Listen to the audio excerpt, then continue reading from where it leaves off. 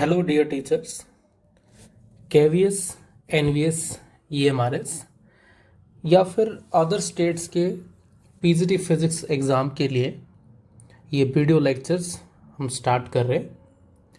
इस video lecture series में जो फर्स्ट यूनिट हम देखेंगे फिजिक्स का वो है units and measurements.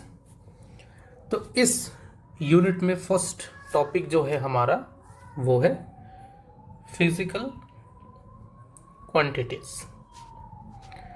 Physical quantities वो होते हैं जो फिजिक्स के वेरियस लॉज को एक्सप्लेन करने के लिए हम यूज करते हैं। इसको बेसिकली 3 पार्ट में हम डिवाइड करके पढ़ सकते हैं। एक हो गया फंडामेंटल और बेस क्वांटिटीज, दूसरा हो गया डिराइव्ड क्वांटिटीज, तीसरा हो गया सप्लीमेंटरी क्वांटिटीज। सप्लीमेंटरी क्वांटिटीज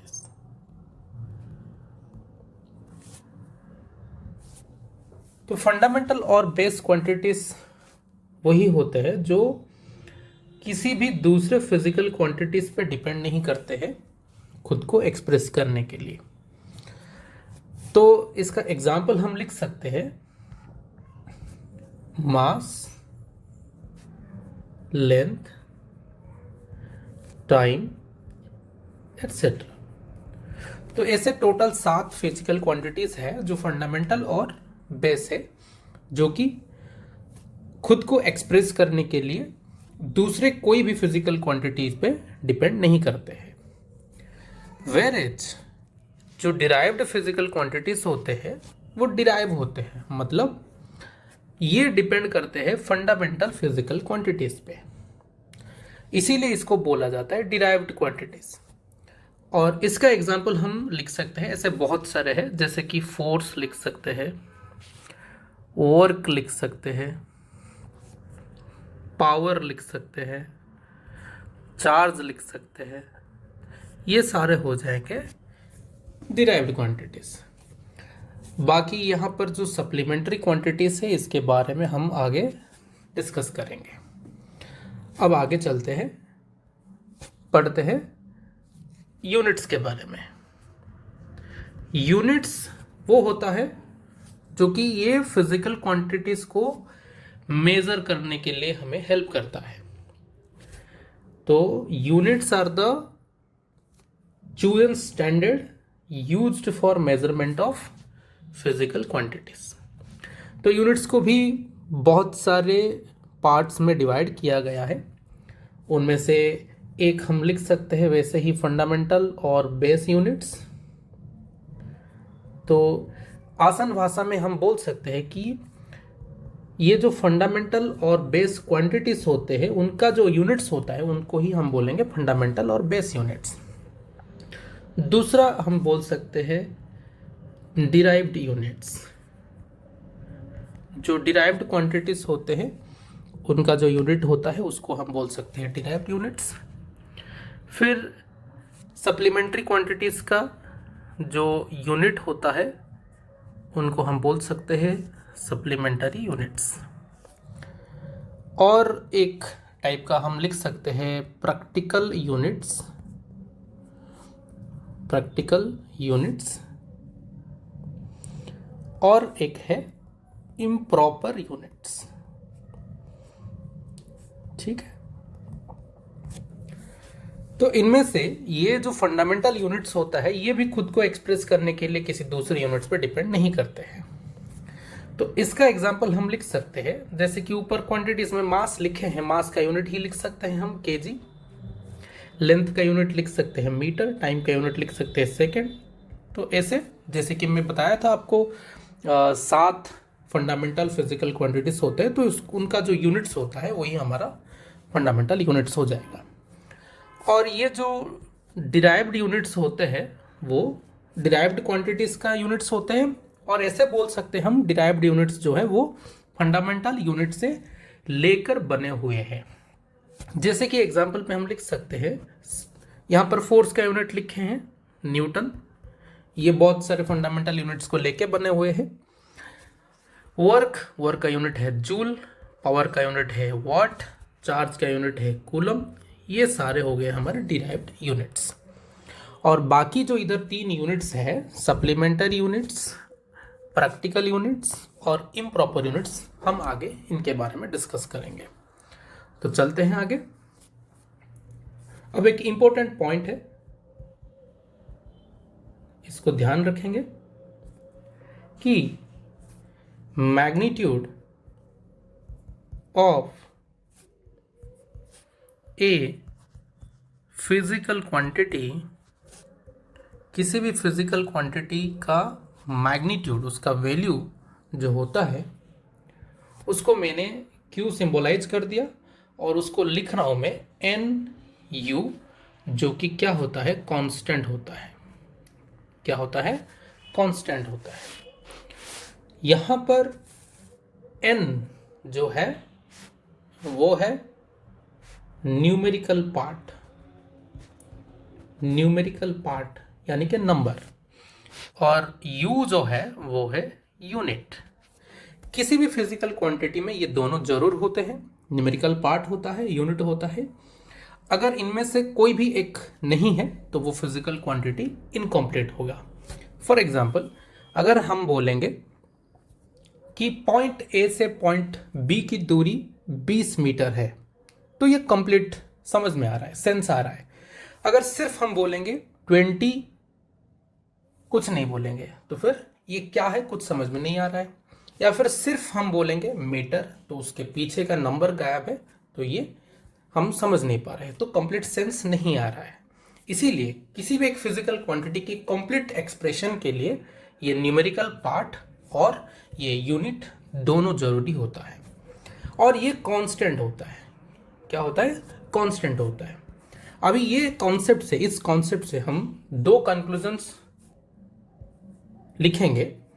तो पहला कंक्लूजन है एच एन यू कांस्टेंट,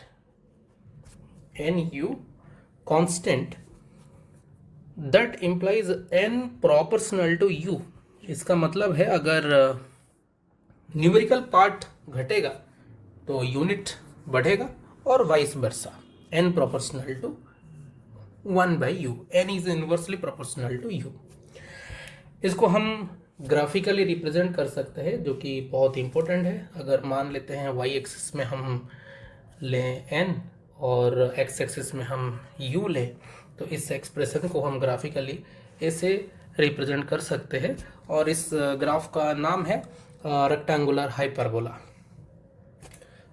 अगर दूसरे तरीके से भी इसको रिप्रेजेंट करेंगे, तो अगर मान लेते हैं y एक्सिस में हम ले रहे हैं q, मतलब nu ले रहे हैं, और x एक्सिस में ले रहे हैं n या फिर u, तो ये तो कांस्टेंट है।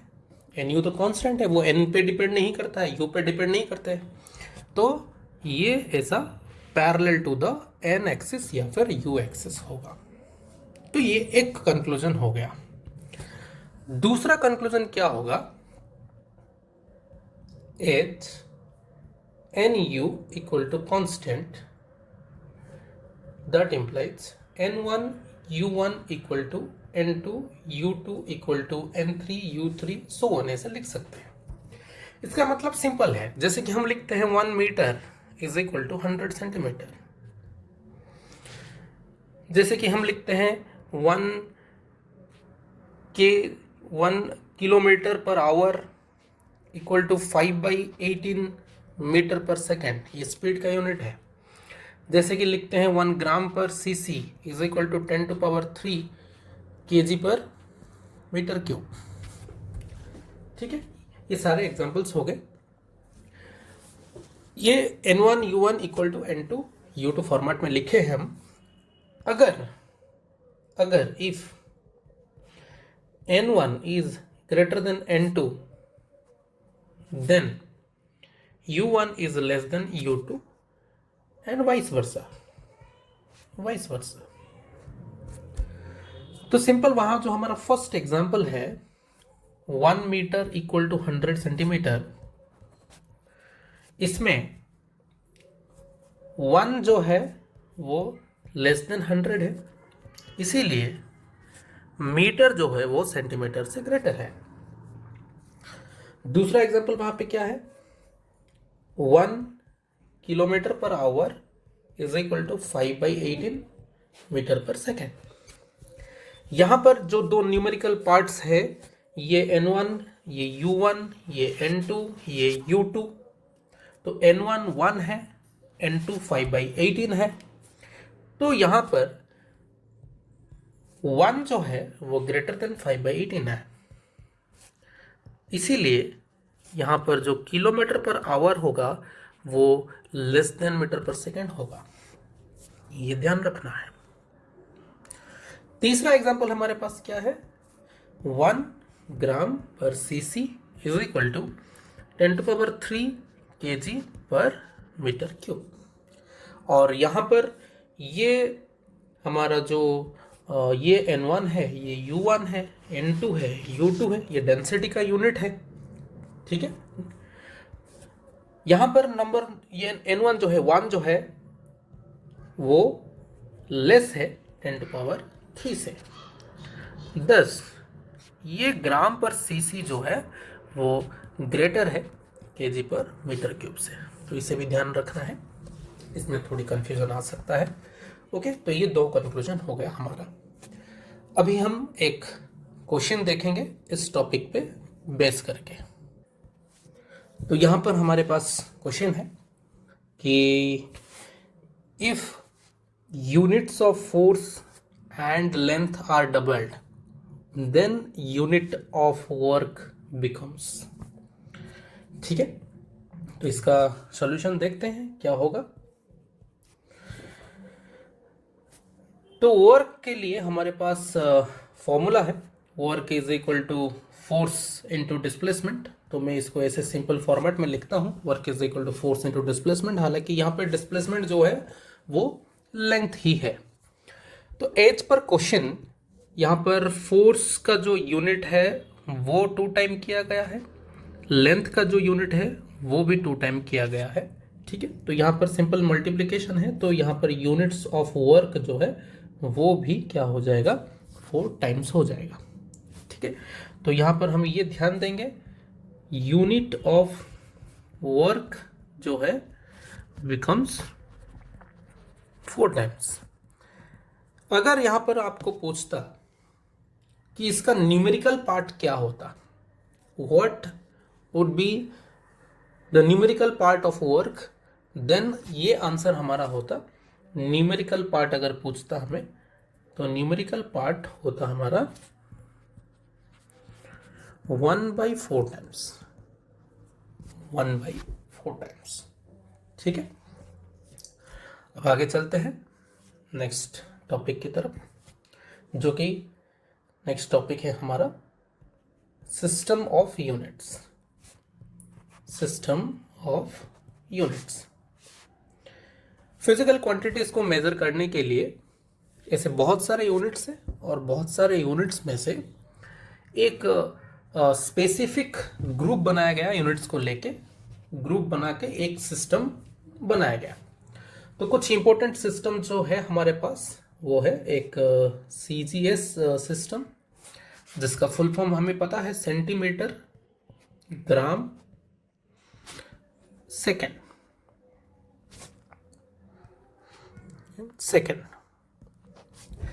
तो इस सिस्टम में लेंथ को हम सेंटीमीटर से मेज़र करते हैं, और मास को हम ग्राम से मेज़र करते हैं, और टाइम को हम सेकेंड से मेज़र करते हैं।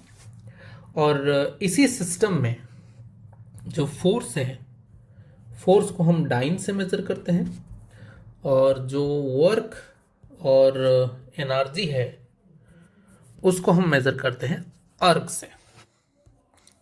ठीक है, जो नेक्स्ट सिस्टम ऑफ यूनिट है वो है FPS, जो कि फुट पाउंड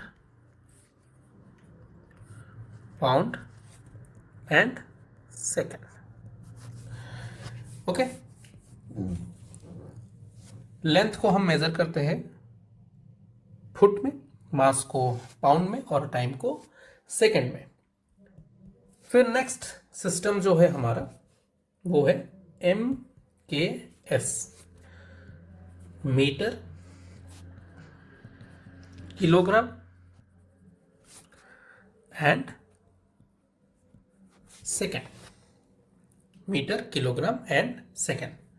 वही है, इस सिस्टम में हम लेंथ को मेजर करते हैं मीटर से, मास को मेजर करते हैं किलोग्राम से और टाइम को मेजर करते हैं सेकेंड से। इसका दो एक्सटेंशन भी हम लिख सकते हैं, एक है MKSQ, यहाँ पे M तो मीटर है, K किलोग्राम है, S सेकेंड है, यहाँ पर जो Q एक्स्ट्रा आया है ये है चार्ज, और इसका यूनिट है कूलम।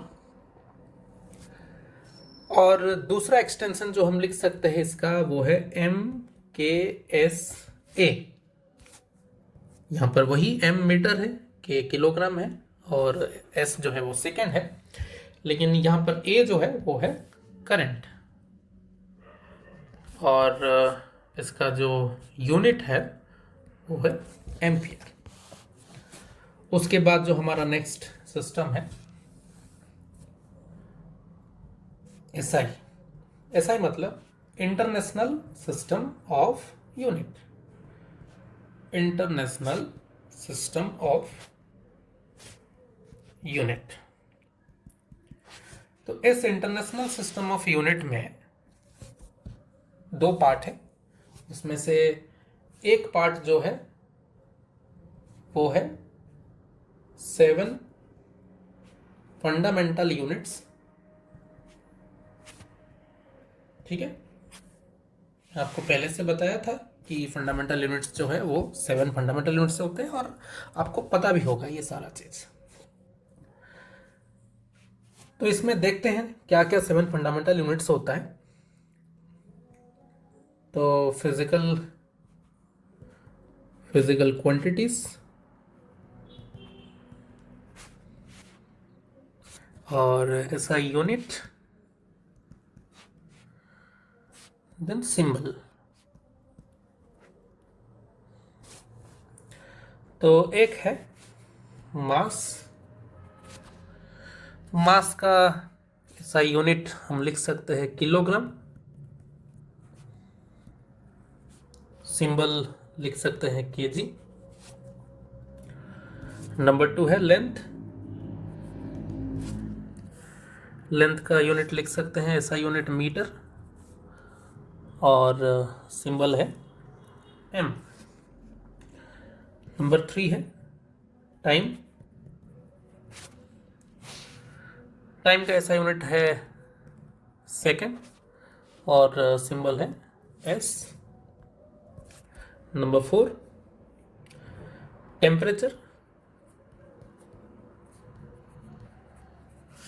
टेम्परेचर का ऐसा यूनिट है हमारा केल्विन, और इसका सिंबल होगा कैपिटल के। इलेक्ट्रिक करंट, इलेक्ट्रिक करंट, इसका ऐसा यूनिट है एम्पियर, और इसका सिंबल होगा कैपिटल A। फिर होगा amount of substance. Amount of substance और क्वांटिटी ऑफ मैटर, इसका ऐसा यूनिट होगा मोल, और सिंबल होगा MOL। नेक्स्ट लुमिनस इंटेंसिटी, इसका ऐसा यूनिट है कैंडेला, और जो सिंबल है इसका वो है CD। तो ये था हमारा 7 फंडामेंटल यूनिट्स। SI में एक सेटअप ये है। दूसरा सेटअप जो है वो है टू सप्लीमेंटरी यूनिट्स। तो सप्लीमेंटरी क्वांटिटीज क्या क्या है? सप्लीमेंट्री क्वांटिटीज क्या क्या है? एक है प्लेन एंगल, और इसका ऐसा यूनिट जो है वो है रेडियन, और सिंबल जो है वो है RAD, रेड। फिर दूसरा है सॉलिड एंगल, जो कि 3 डायमेंशनल एंगल है। इसका ऐसा यूनिट होगा स्टेरेडियन, और इसका जो यूनिट है, यूनिट का जो सिंबल है वो है SR। थोड़ा इस प्लेन एंगल और सॉलिड एंगल के बारे में हम पढ़ते हैं, तो ये इंपॉर्टेंट है। देखते हैं प्लेन एंगल। ठीक है, नॉर्मल जो भी एंगल हम बनाते आए हैं अभी तक, जो कि प्लेन में बन जाता है, उसको हम प्लेन एंगल बोलेंगे। तो यहां पर मान लीजिए एक सेक्टर है मेरे पास, ऐसा है, ये है R और ये है R, और ये है डेल L और ये है डेल थीटा। अभी इस डेल थीटा को मैं बोलूंगा प्लेन एंगल। और इसका क्या रिलेशन है डेल थीटा, डेल L और R के साथ, हम सबको पता है। ये del theta into R equal to del L, और del theta is equal to del L by R, और इसको हम यूनिट लिखेंगे रेडियन, RAD।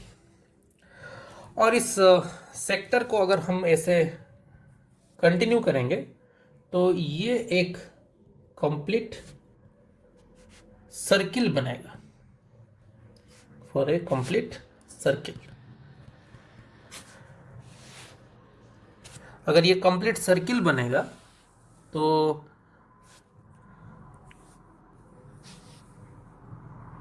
सर्किल के जो सेंटर पे जो एंगल बनेगा वो हम सबको पता है 2 पाई रेडियन होता है, 360 डिग्री होता है।